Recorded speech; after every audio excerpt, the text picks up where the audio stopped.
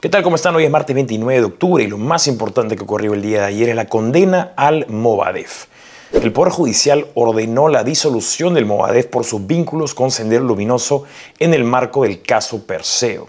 Alfredo Crespo y otros líderes recibieron 16 años de cárcel por pertenencia a una organización terrorista.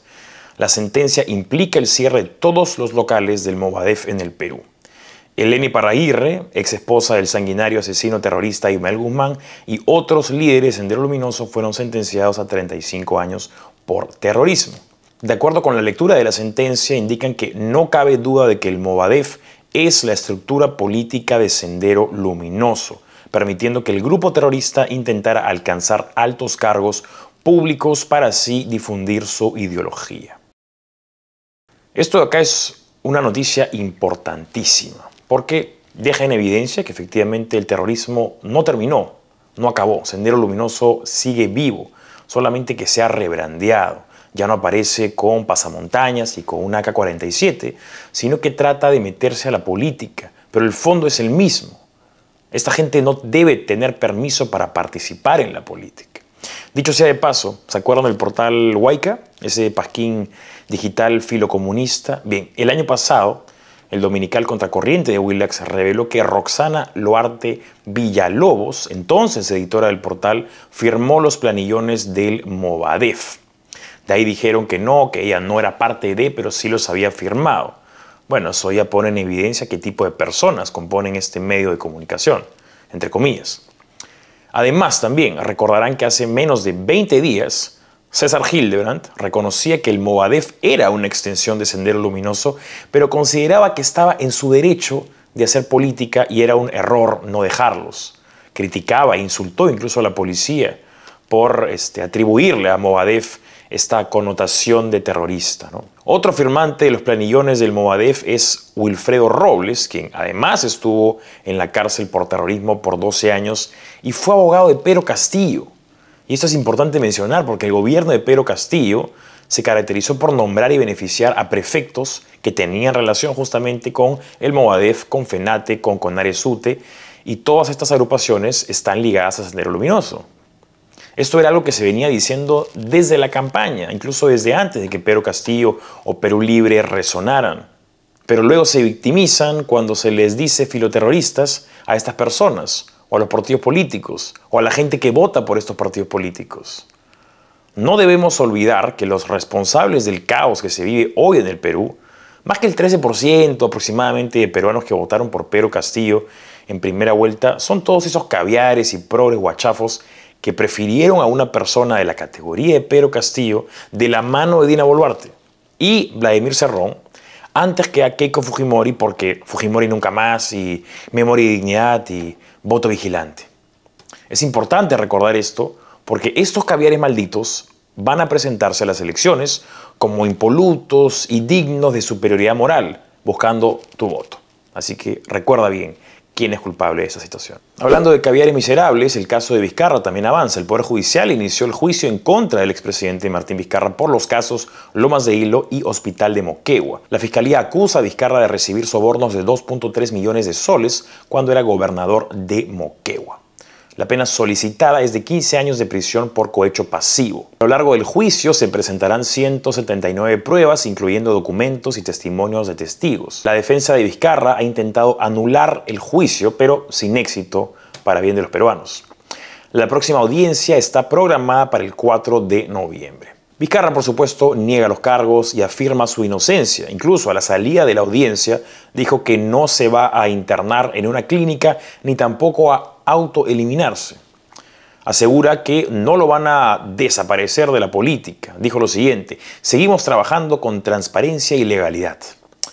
Transparencia y legalidad. Muy bien. A ver, justo hace una semana hubo varias renuncias dentro del partido del Lagarto Perú Primero, específicamente en Junín. Edgar Palacios Matos renunció a su cargo de coordinador ejecutivo regional de Junín del partido y junto a él renunció también a su precandidatura José Miguel Álvarez Rojas, acusando deslealtad del propio expresidente y la dirigencia nacional. El señor Álvarez Rojas criticó duramente al expresidente. Dijo: Vizcarra es todo lo que sus adversarios políticos dicen.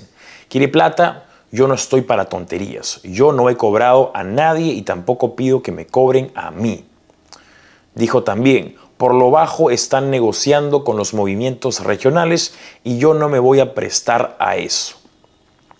Tras finalizar la conferencia de prensa donde anunciaban la renuncia, los jóvenes militantes de Perú Primero quemaron banners con la cara de Vizcarra, polos y con el símbolo del 1, que es el símbolo del partido, y banderines arengando en contra de la deslealtad de la que afirman fueron víctimas. Dijeron también, este partido no representa el cambio. Martín Vizcarra y su cúpula solo buscan el poder. Esto es solo una muestra para que el Perú despierte y él, Vizcarra, no es el salvador del país. Son desleales, hipócritas y caraduras de la política peruana. Su propia gente dijo eso, ¿eh? Esto no es un comentario de un opositor acérrimo. No, la propia gente que ha estado con él en Perú Primero dice eso de Martín Vizcarra. Vamos ahora con otro polémico personaje, Vladimir Cerrón. El domingo, en Cuarto Poder, se reveló una entrevista escrita que le hizo El Dominical. ¿Cómo consiguieron esa entrevista? No lo sabemos, pero si es que pueden llegar a Vladimir Cerrón, eso debería ser un indicio de que si hay comunicación, también puede haber una manera de llegar a él, ¿no? Sobre Dina Boluarte dijo que jamás estuvo preparada para el cargo y que fue un error ponerla. Incluso hizo una especie de autocrítica, un mea culpa. Dice que fue un fruto de la improvisación y de la pandemia. Bien.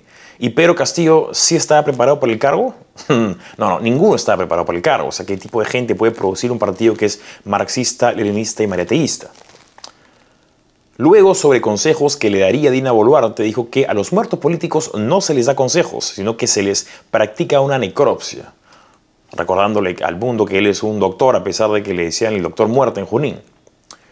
También aseguró que Boluarte no llega al 28 de julio de 2025 porque la van a vacar antes. Recordemos que Dina Boluarte tiene un mandato constitucional hasta julio de 2026, pero asegura que la van a vacar entre abril y julio de 2025. ¿Será así?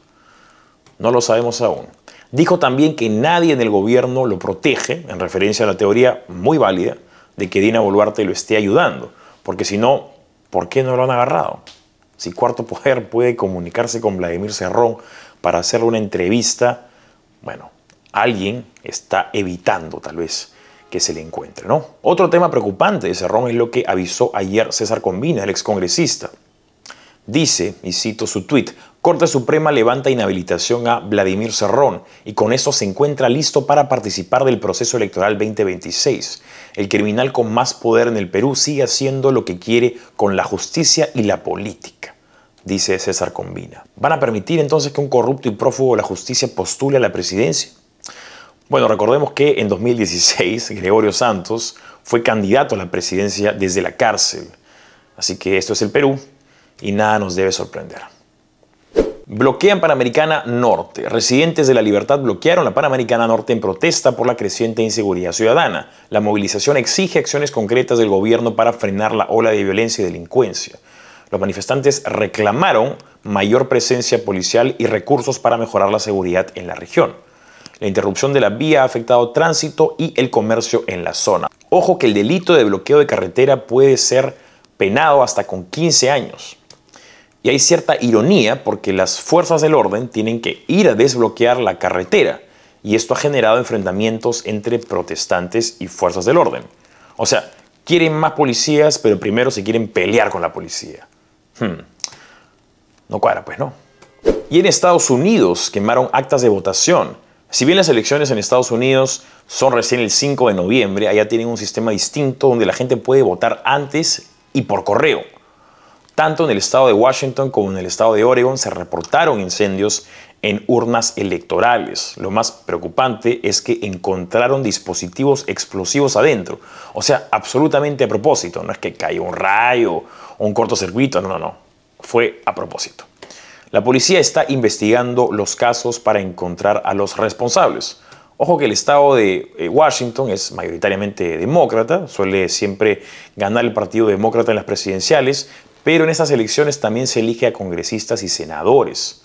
Así que, digamos que sí habría una intención de interferir en las elecciones. Ojo que no tengo pruebas, pero tampoco tengo dudas de que esto es obra de la izquierda radical estadounidense, que valide estas acciones en nombre de la justicia social. Eso fue todo por hoy. No se olviden de poner me gusta, de comentar, de compartir y de seguirme en todas mis redes sociales. Chao y hasta mañana.